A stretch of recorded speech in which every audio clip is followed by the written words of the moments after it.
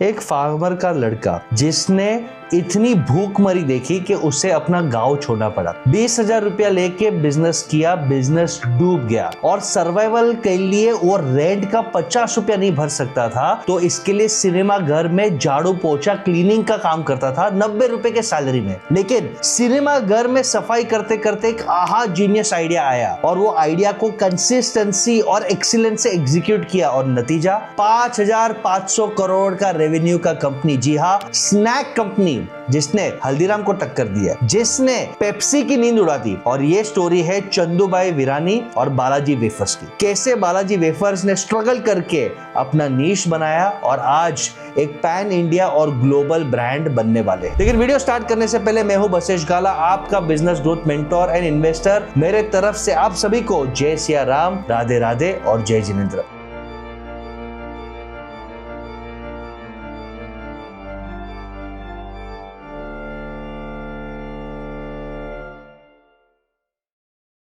Video start करते हैं उम्मीद से। बहुत ही गरीब फार्मर थे गुजरात में और चंदूभाई वीरानी की लाइफ रातों रात पलट गई 15 साल की उम्र में। बहुत ही गंदा ड्रॉट था, बारिश नहीं हुई और मजबूरन उनके पिताजी को उनकी ओनली एक ही जमीन थी, एक ही एसेट था, उसे बेचना पड़ा और 20,000 रुपए, जीरो सेफ्टी नेट। तीनों वीरानी ब्रदर्स निकल पड़े राजकोट। चंदूभाई वीरानी 15 साल के थे। लक ट्राई किया फर्टिलाइजर्स, एग्रीकल्चर और टूल बिजनेस में और 2 साल में बिजनेस हो गया ठप, बिजनेस गिर गया, सेविंग्स खत्म, उम्मीदें पे पानी और खाने पीने के वांदे। और तभी एस्ट्रॉन सिनेमा में मंथली पगार 90 रुपए में क्लीनिंग का काम। लेकिन ये काम में भी उन्होंने अपने सपने पे गिव अप कभी नहीं किया, भरोसा था। और मूवी में सफाई करते करते उन्हें एक आहा मोमेंट, एक एक्सीलेंट मोमेंट आया कि लोगों को पॉपकॉर्न का तो शौक है ही, लेकिन पॉपकॉर्न के साथ साथ गुजरात में लोग चिप्स खा रहे और लगातार चिप्स खा रहे हैं और वो चिप्स कचरे में नीचे मिल रहा है। यानी एक ऐसा प्रोडक्ट मिल गया कि ये वेफर्स अगर हम बनाए तो कुछ एक्स्ट्रा इनकम हो जाए। कोई कैपिटल नहीं, कोई नॉलेज नहीं, कोई ब्रांड नहीं, लेकिन उम्मीद के साथ भाइयों ने घर पे वेफर तलना, फ्राई करना चालू किया और सीधा थिएटर्स में बेचना चालू किया। कोई पैकेजिंग नहीं, कोई नॉलेज नहीं, कोई एडवर्टाइजिंग नहीं, सिर्फ टेस्ट, कंसिस्टेंसी,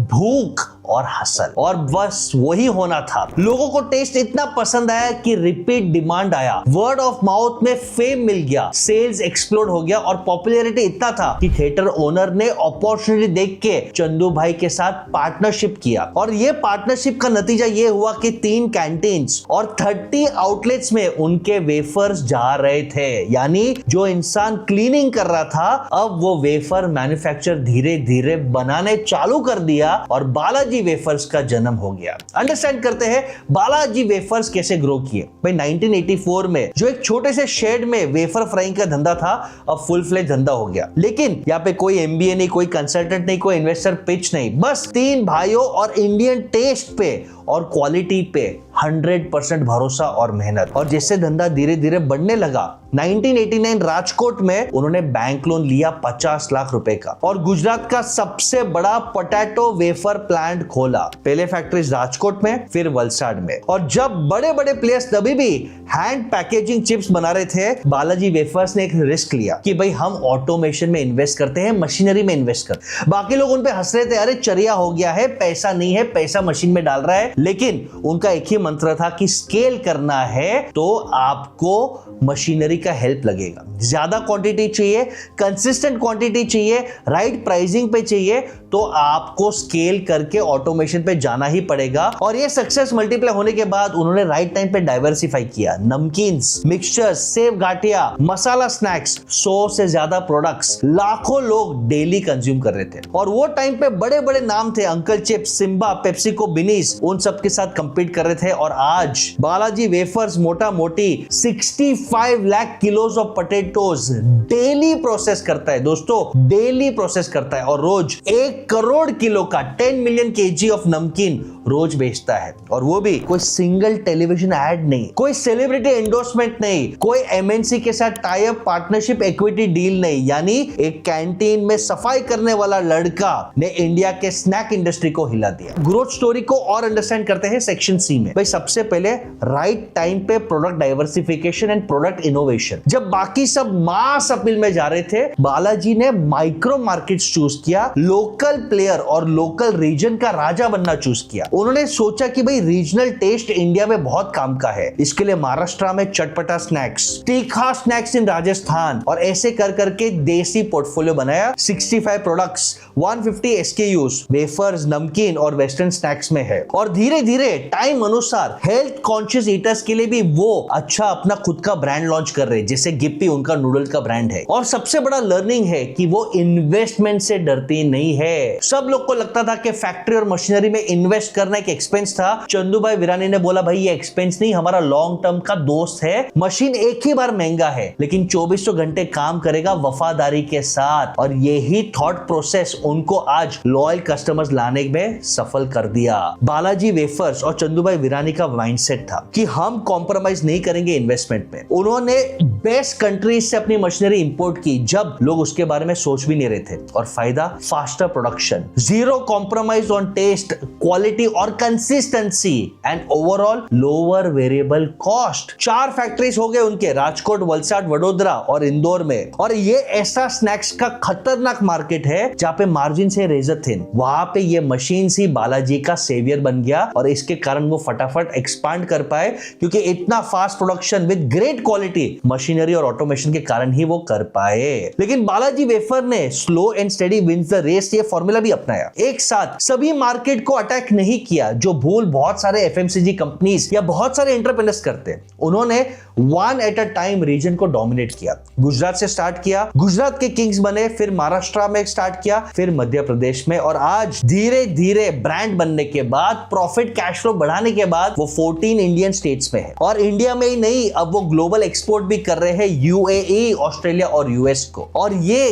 कैसे वो मार्केट्स नया कैप्चर करते हैं? Simple strategy, local supply chain को स्ट्रॉन्ग करना, अच्छे डिस्ट्रीब्यूटर्स को रखना, उनके साथ अच्छा व्यवहार करना, उन्हें फेयर ग्रोथ देना, और सबसे इंपॉर्टेंट उनके जो सप्लायर्स है वो डायरेक्ट फार्मर्स है, 80% फार्मर्स है। और चंदू भाई वीरानी का माइंडसेट है कि बिजनेस अकेला ग्रो नहीं करेगा, वो बाकी लोगों को भी राइज करने में, ग्रो करने में हेल्प करना चाहिए। और जैसे ही वो फार्मर जो पोटैटो उगाता है और लोकल डिस्ट्रीब्यूटर जो बालाजी के साथ जुड़ा हुआ है, आज सब बालाजी के सक्सेस में शामिल है। और काफी फार्मर्स और डिस्ट्रीब्यूटर्स आज करोड़पति बन गए थैंक्स टू बालाजी वेफर्स। और एक इंसाइट था जिसने बालाजी वेफर्स को टॉप नॉच बनाया, और वो था कस्टमर रियल बादशाह है। Customer is always the king. और कंपटीशन जब मार्जिन्स और ब्रांड को चेस कर रहे थे, बालाजी वेफर्स ने कंसिस्टेंसी, वैल्यू फॉर मनी और हाइपर लोकल फ्लेवर्स को चेस किया, क्योंकि उनका एक ही नजरिया था कि अगर आप टेस्ट को कॉम्प्रोमाइज नहीं करोगे, क्वालिटी को कॉम्प्रोमाइज नहीं करोगे, तो शेल्फ स्पेस आपका हमेशा बना रहेगा। कस्टमर पुल मार्केटिंग मांग के भी आपका प्रोडक्ट लेंगे। चंदू भाई वीरानी का बहुत फेमस कोट है, प्रॉफिट धंधा नहीं बनाता, धंधा वैल्यू से बनाओ, वो प्रॉफिट बनाता है। और ये फिलोसॉफी उनको ग्रेट बनाया है। अब बालाजी वेफर्स के लाइफ में ऑफ कोर्स कुछ अड़चने और हर्डल्स आई रहेगी। 2014 में बालाजी वेफर्स 1000 करोड़ का बेस गुजरात में बन गया, और जैसे वो बड़ा बना, लोगों के नजर में आए, तो एक फॉरेन स्नैक कंपनी,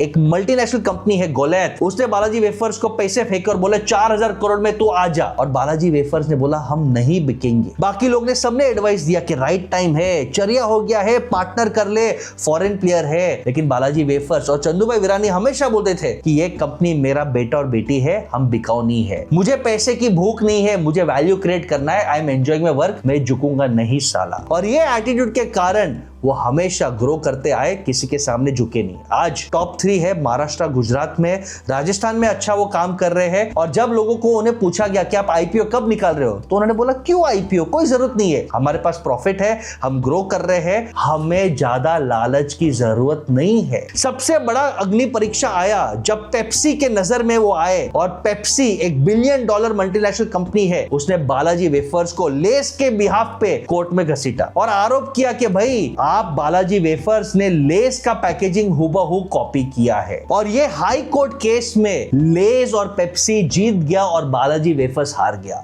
लेकिन चंदू भाई वीरानी तभी भी एकदम कूल रहे और उन्होंने बोला कि मैंने पेप्सी को कॉपी नहीं किया, लेकिन पेप्सी मेरे पीछे आया क्योंकि मैं बहुत फास्ट ग्रो कर रहा हूं और पेप्सी डर रहा है, ये हमारे लिए पॉजिटिव साइन है। और 2018 में जब ये केस हुआ, उन्होंने बहुत बड़ा रिस्क लिया, अपनी पैकेजिंग को कंप्लीटली रिवैम्प किया। लोगों को लगता था कि पैकेजिंग चेंज होगा तो लोग आइडेंटिफाई आइडेंटिफाई नहीं कर पाएंगे, ब्रांड रिकॉल वीक हो जाएगा, सेल्स गिरेगा। लेकिन चंदू भाई वीरानी को मालूम था कि लोग मेरे पैकेजिंग के कारण मेरे से नहीं आ रहे, मेरे नाम और मेरे प्रोडक्ट के टेस्ट और प्राइसिंग के कारण मेरे पास आ रहे हैं। और ये पूरा रीब्रांडिंग एक्सरसाइज करने के बाद भी उनका सेल्स गिरा नहीं। इनफैक्ट कुछ लास्ट सालों में लेस का मार्केट शेयर गिरा है, सेल्स कम हुआ है, लेकिन on an average Balaji wafers 25% year on year grow कर रहे हैं। यानी इमेजिन करो, चंदू भाई वीरानी 90 रुपीज सैलरी ले रहे थे और 40 साल बाद 5,550 करोड़ का कंपनी बनाया है। 11% CAGR है जो अमेजिंग है। 7,000 एम्प्लॉइज है जिसमें 50% विमेन है और धीरे धीरे अब ग्लोबल वो एक्सपांड कर रहे हैं। आज के लॉन्ग केस स्टडी में हम बहुत इंपॉर्टेंट लर्निंग शेयर करेंगे। लर्निंग नंबर 1, बिजनेस करना है तो MBA या डिग्री नहीं चाहिए, मार्केट पल्स चाहिए। कचरा साफ करने में भी करोड़ों रुपया आइडिया छुपा है, चंदू भाई वीरानी ने दिखा दिया। सेकंड, कभी भी क्वालिटी पे कॉम्प्रोमाइज मत करो, क्वालिटी मेंटेन करोगे, राइट वैल्यू दोगे तो आपको प्राइस मिलेगा। Third, invest in systems and automation, one time cost है, लॉन्ग बेनिफिट है। फोर्थ, कभी कभी मार्केटिंग ब्रांडिंग एक्सपेंसिव हो जाता है, आप अपने प्राइस, प्रोडक्ट और टेस्ट पे काम करो। एंड फिफ्थ, आपके साथ जुड़ा हुआ हर व्यक्ति को खुश करो। आज भी फार्मर्स, डिस्ट्रीब्यूटर्स बालाजी के साथ जो जुड़े हैं वो लॉन्ग टर्म जुड़े हैं और वो खुद वेल्थ कमा रहे हैं, इसके लिए बालाजी बढ़ रहा है। And the last lesson, greed के सामने हमेशा बिकना जरूरी नहीं है। वैल्यूएशन आएगा, IPO आएगा, बट अगर आप वैल्यू क्रिएट कर रहे हो तो आपका बिजनेस ऑटोमेटिकली प्रॉफिट और कैश फ्लो कमाएगा। तो ये केस स्टडी में आपको कौन से पॉइंट्स अच्छे लगे मुझे कमेंट में जरूर बताना। ये वीडियो अपने नेटवर्क में जरूर शेयर करना जिसके कारण लोग अपने नॉलेज में राइज कर सके। और ऐसे ही अमेजिंग वीडियोस के लिए कीप फॉलोइंग पसेश काला।